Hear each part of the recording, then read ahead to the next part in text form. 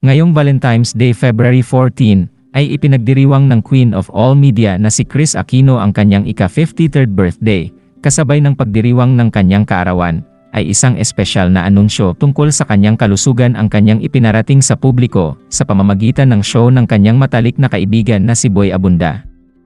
Anya, anumang oras ay pwedeng siyang ma-stroke o ma-cardiac arrest dahil sa lumalala niyang mga karamdaman.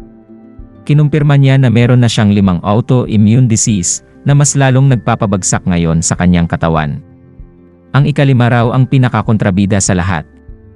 Ayon kay Kris, matapos magkaroon ng comorbidity at magpositibo sa COVID ilang buwan na ngayon ang nakararaan, may tama na rin daw ang kanyang lungs.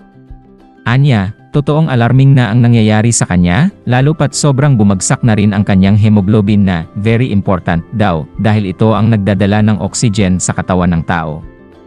May problema rin daw ang puso ni Kris, dahil may mga pagkakataon na grabe ang taas ng kanyang heart rate at BP, muling humiling ang aktres sa kanyang mga taga-suporta ng taimtim na dasal para sa kanyang kalusugan. Kakapalan daw niya uli ang kanyang mukha sa paghingi ng panalangin mula sa publiko. Samantala, sa darating na araw, may susubukang bagong biological na gamot kay Kris para makatulong sa pagkontrol sa kanyang mga autoimmune disease at para sa kondisyon ng kanyang puso. Big risk daw ito para kay Kris dahil kapag hindi raw ito naging effective sa kanya, pwede siyang ma-cardiac arrest. Baby dose pa lang ang ibibigay sa kanya ng mga doktor at titingnan kung kakayanin niya.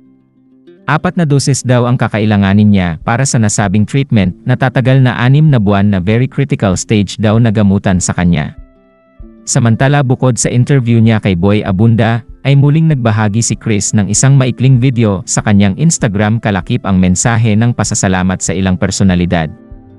Kung sakaling ito na raw ang kanyang huling kaarawan, pinasalamatan ni Kris ang mga anak, mga kapatid, pinsan at malalapit na kaibigan na tila mo ay nagpapaalam na. Just in case this is the last birthday I get to celebrate here on earth, thank you Kuya and Bem for the most precious privilege of being chosen to be your mom. Thank you to my sisters for their love and generosity. Thank you to my small but very close circle of cousins and friends who have shared my life and their lives with me. Thank you to all of you for making all my childhood dreams come true. Agad naman nagpaabot ng mensahe ng pagbati at panalangin ang malalapit na kaibigan ni Kris sa industriya, kabilang na sila Ogie Alcacid, Lorna Tolentino, Aga Mulak, Darla Suller, na sinabing walang last birthday, more birthday to come, nananalig ako ng buo you'll get better. Gayon din sila Connie Reyes at ang boyfriend niyang si Mark Lebiste, na animated greeting card ang ipinaabot kay Kris.